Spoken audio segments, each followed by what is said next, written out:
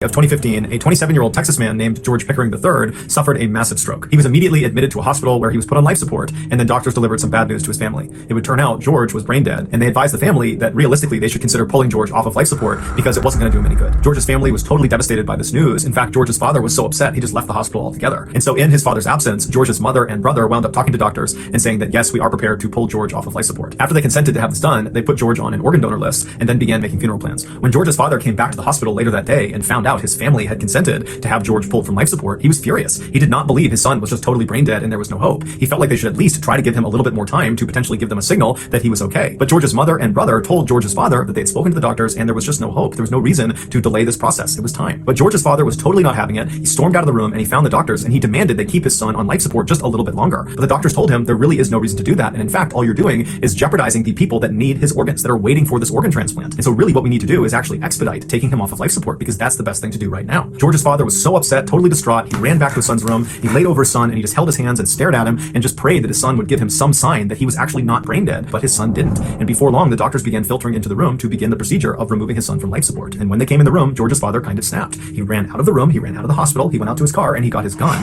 and then ran back into the hospital, back into his son's room and aimed the gun at the doctors and ordered them to stop what they were doing and leave the room immediately. And so the doctors had not actually begun removing George from life support, so he's still on life support. And so once the doctors and everyone left the room, George's father walked over, he locked the door, and then for the next several hours, he just kept his gun aimed at the door as he laid over his son and just kept looking down in hopes that his son would give him some sign that he was not brain dead. And so finally, when the SWAT team arrived and was stacking up outside the door in the hallway, they began yelling into the room for George's father to put the gun down and let them come in. And George's father the whole time is just looking down at his son, hoping and praying that his son is just going to do something. And right as the SWAT team kicks in the door and comes into the room, George's father had reached down and grabbed his son's hand, and his son squeezed his hand back. And as soon as his father felt that, he dropped the gun and he surrendered peacefully to the SWAT team. And then the SWAT team put George's father on the ground, and as he's being detained, George's father is yelling for the doctors to come in the room, my son is okay. And sure enough, when the doctors came in the room, George was okay. He was moving his hand, his eyes were open, he was making good eye contact, and before long, he made a totally full recovery. He would later be told that had his father not stepped in when he did and bought him those extra few hours on life support, George would have died. As for George's father, he was ultimately sentenced to 10 months in prison for his aggravated assault with a deadly weapon, but he and the rest of his family think what he did was certainly worth going to prison for. In 1959, Ronald McNair was a very gifted 9-year-old African-American boy living in South Carolina. While he was good at virtually everything he tried, from music to athletics to schoolwork, the only thing that ever really grabbed his attention was outer space. And so as a 9-year-old child, he made the decision that one day he was going to become an astronaut. But he had no idea how to become an astronaut. And so he decided the first thing he would do would be to go to his library and take out some books on NASA, the very famous organization that sends American astronauts to space. However, there was an issue with his plan. This library only served white patrons. It was a segregated library. Ronald knew this, but he figured, you know what, I'm a polite kid, I can get in there and get out before anybody notices me. But as soon as he walked into that library, everybody in there, who were all white, just stared at Ronald. Ronald could feel it, but he just kept his head down and he walked through the library, he got to the science section, he grabbed a couple books he wanted, and then he walked back to the counter and he put them up and he very politely asked the librarian, who was also white, if he could check these books out. And this librarian looks at him and says, young man, you better get out of here before I call the police. And Ronald at this point looks up at the librarian and thinks for a second and then just hops up onto her counter and sits there and says, okay, I'll wait for the police. The librarian was totally outraged and would call the police and would call Ronald's mother. And before long, the police did show up and it was two white guys. They come inside and this librarian runs over to them and she's talking to them and she's pointing back over at Ronald, gesticulating that very clearly Ronald is the issue. That's why you've been called here. And the officers would be just totally annoyed by this librarian. And they would say to her, why don't you just let the kid take the books out? And the librarian was totally offended at this and began defending her decision to call the police instead of letting him take the books out. And as she's defending herself, Ronald's mother comes running into the library. She runs over to her son to make sure he's okay. And then she looks up at the police officers and this librarian to try to figure out what's going on. And at this point, the police officers are just totally over it. And they turn to the librarian and they say, you know what? You really ought to let him take the books out. And then the officers just turned around and left. The librarian was not about to just let him take the books. She was still very upset. And so she storms over to Ronald's mother and she says to her, you shouldn't let your son come in here. And at this, Ronald's mother is looking at this librarian who's totally upset. And she looks down at her son who's got his head down, and then she notices the few books on the counter about space, and she was aware of Ronald's love for outer space, and she put together what had happened. And after thinking about it for a moment, she looks up at this librarian and she just says, well, since he's here already, can he take out those books? He'll take good care of them. The librarian is still totally furious, but knows this is a losing fight, and so very reluctantly with a scowl on her face, she grabs the books and she jams them into Ronald's arms. And Ronald's mother nudges Ronald and says, what do you say? And Ronald, while holding all of his new books about NASA and space, looks up at the librarian and smiles and says, thank you, ma'am. And then he and his mom turn around and they leave. Ronald would go on to earn his PhD in physics from MIT, one of the most prestigious universities in the world, and after graduation, he was picked up by NASA to become an astronaut. And in 1984, Ronald went into outer space. He was actually the second African-American to ever go into outer space.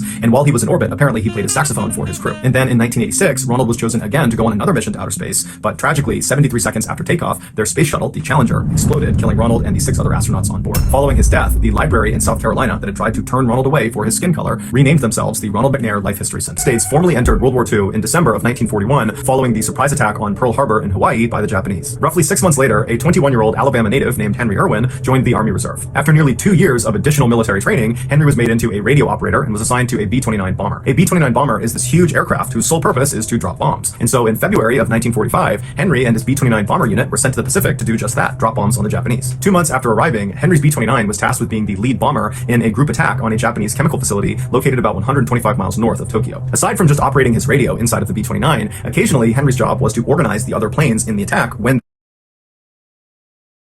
their B-29 was the lead attacker. And so the way he would do this was by dropping a series of smoke bombs out of his plane, and then once they touched the ground and all the smoke was coming up, he would hop on his radio and communicate with the other pilots in his sortie and tell them to organize themselves off of this visual reference point on the ground. He would basically have them fly to certain positions relative to the smoke cloud. And so once all the pilots had been organized into proper formation, they would continue to their target and commence their bombing raid. For this mission, Henry was in his typical position right behind the front turret gun towards the front of the plane. When his pilot told him to start dropping smoke bombs, Henry did as he was told. And so he pulled the lever, which opened up a chute on the bottom of the plane, and all these smoke bombs began tumbling out of it. Now, as soon as he pulled that lever, all of these smoke bombs that were in that particular chute were ignited. They were on a timed fuse, and so they would tumble out of the plane, and then before hitting the ground, they would ignite, and then smoke would start billowing out of them. But for some reason, after he pulled that lever, a couple of the smoke bombs fell out of the chute, but one of them kind of got turned around, and as it tumbled down, it kind of caught itself on the lip and bounced back up into the plane, and it struck Henry square in the face, shattering his nose, and then it ignited and literally lit Henry's face on fire, which instantly blinded him. Smoke bombs are not considered lethal devices because they do not explode the way typical bombs do. However, make no mistake about it, you would not want to be near a military-grade smoke bomb when it went off. In order for it to emit that very thick and long-lasting smoke that it does, the smoke bomb ignites a chemical fire within itself that burns extremely hot. And so when the smoke bomb came back inside the plane and ignited right in front of Henry, those chemicals landed on his face. And so that's why he caught on fire. And if that wasn't bad enough, the smoke bomb also filled the plane completely with smoke, making it impossible for the pilots to see anything. Despite his burning, shattered face, all Henry could think about was if he didn't get this smoke bomb off the plane in the next few seconds, they were all going to crash and die. So instead of trying to put out his burning face, Henry began feeling around on the ground for the smoke bomb, which again is basically like a fireball. And when he found it, he pulled it into his chest, trying to smother it as best as he could. And while his body completely engulfed in flames, Henry began low-crawling his way towards the front of the plane where he knew, just by touch, there was going to be a window. And so as he agonizingly crawled, he's on fire, he finally gets to this window, he can feel it above him, and he manages to lift the smoke bomb up and throws it out the window. And then afterwards, he collapses on the ground and he passes out completely on fire, fully expecting to die. A few seconds later, the smoke inside of the plane cleared because now the smoke bomb was gone, and the pilot who had put the plane on autopilot but did have to drop significantly in altitude because they were starting to stall, finally could see again and saw they were about 300 feet from hitting the water. And so he was able to pull back and get them out of their dive, and he narrowly escaped crashing into the water, and he turned around and began flying back to base. On this return trip, the crew, who were unhurt, began assessing the damage, and they saw Henry on fire on the side of the plane, and so they rushed over and they put him out with a fire extinguisher, expecting him to be dead, but to their shock and horror, he was still alive. And so they gave him morphine for his pain and expected him to die any moment, but Henry didn't die. Instead, he was very cheerful on the flight all the way back to base, and he would ask each of his crew members if they were okay, and they would all say, yeah, I'm just fine. It's really you who we're concerned about here. When the pilot finally landed back at base, Henry's body had stiffened up so dramatically from being on fire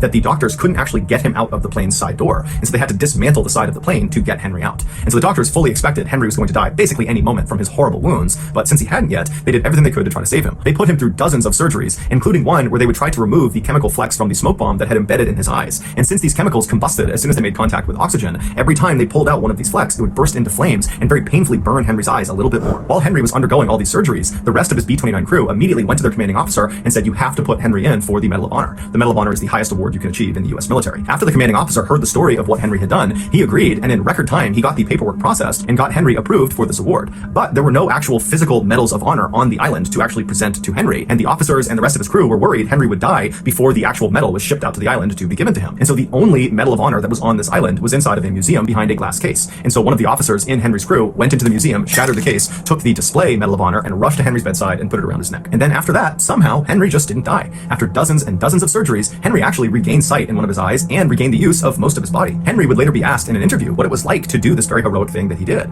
And he would say, well, I only moved the bomb 13 feet, but 13 feet feels like 13 miles when you're on fire. Henry would go on to be honorably discharged from the military, and he would spend the next 37 years working closely with other burn victims, trying to keep them positive and optimistic about their recovery. He would also go on to have 4 children, one of which became an Alabama state senator. In 2002, Henry died of natural causes at the age of 80. So that's